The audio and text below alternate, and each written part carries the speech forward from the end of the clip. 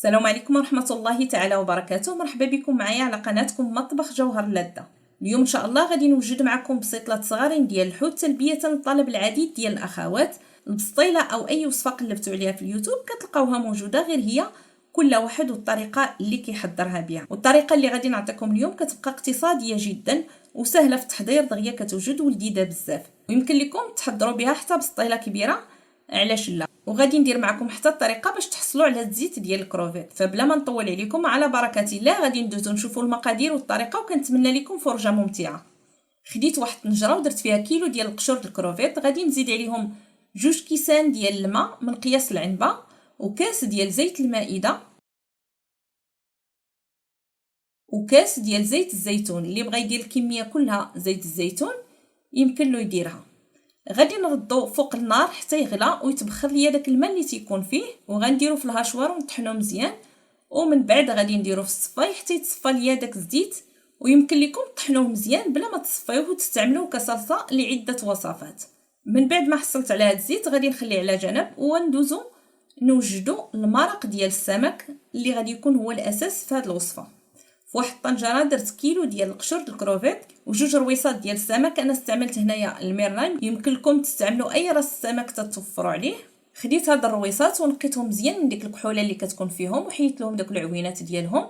غادي نزيد عليهم 2 لتر ديال الماء وواحد الوريقات ديال سيدنا موسى اولا ورق الغار، وغادي نقطع فيهم واحد البصله خضريه. كيف ما كتشوفوا هذاك الربيع الخضر اللي تيكون فيها راه مهم بزاف، تيعطينا واحد النكهه زوينه في البسطيله. ونزيد واحد شويه ديال الملح د الهيمالايا، اللي ما عندوش هذا الملح يمكن له يستعمل غير ملح عادي. غنديرها فوق نار اللي تكون مرتفعه تقريبا واحد 15 دقيقه، غنخليها حتى تغلى واحد شويه وتلقوا المكونات في بعضياتهم.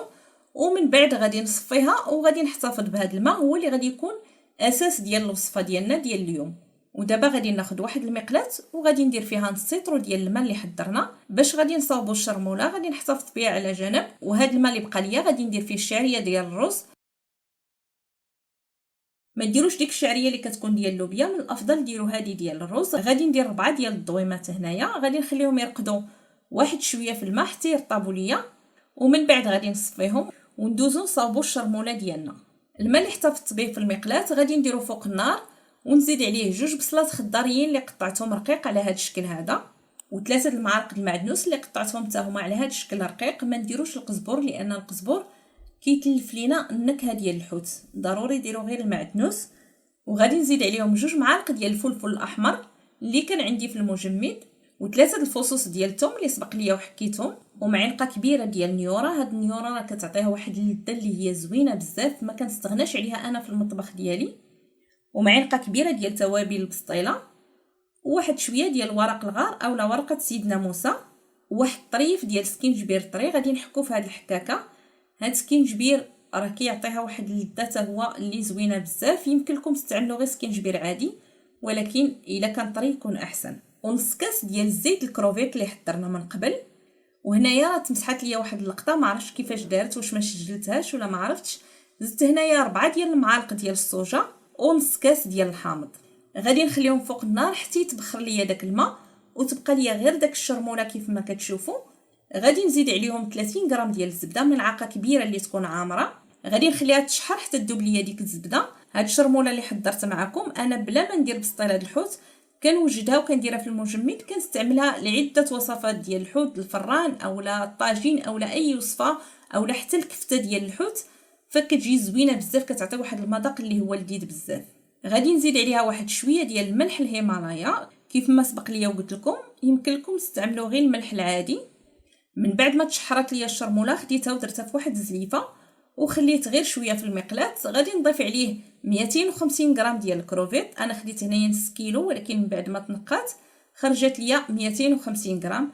غادي نشحرها مزيان فوق نار اللي تكون مرتفعه باش ما يطلق لياش الماء.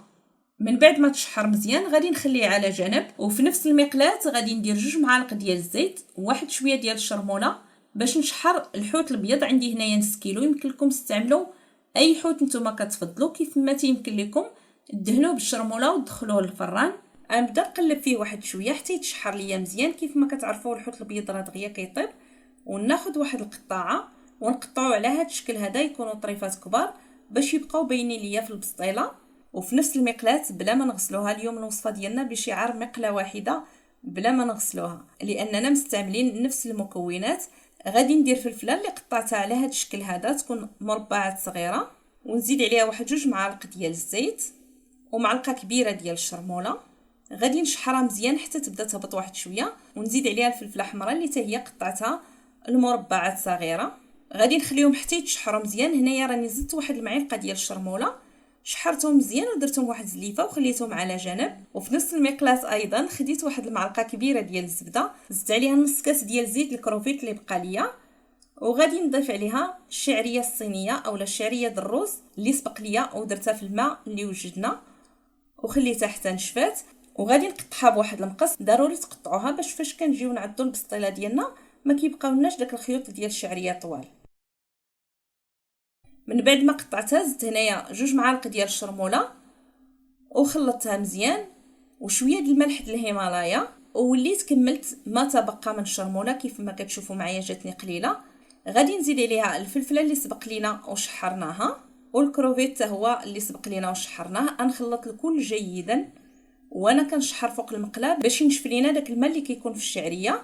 وغادي نزيد عليها 2 معالق ديال المعدنوس و50 غرام ديال الفطر الاسود اللي سبق ليا ورقته في واحد شويه د الماء سخون، ومن بعد قطعته على هذا الشكل رقيق. غادي نشحرها مزيان حتى تنشف ليا من الماء، ومن بعد درتها في هذا الاناء وخليتها تتبرد.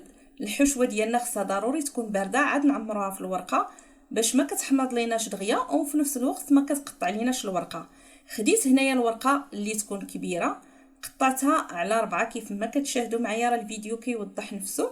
الورقه واخا تشوفوها غليظه في المملحات واخا تنستعملوا الورقه شويه غليظه ماشي مشكل، ماشي بحال الحلويات اولا البريوات، ضروري تيخصهم الورقه تكون رقيقه. خديت هنايا الغطايه ديال القرعه ديال الشكلاط، ولا يمكن لكم تستعملوا داك السيرك اللي كيكون تيتباع.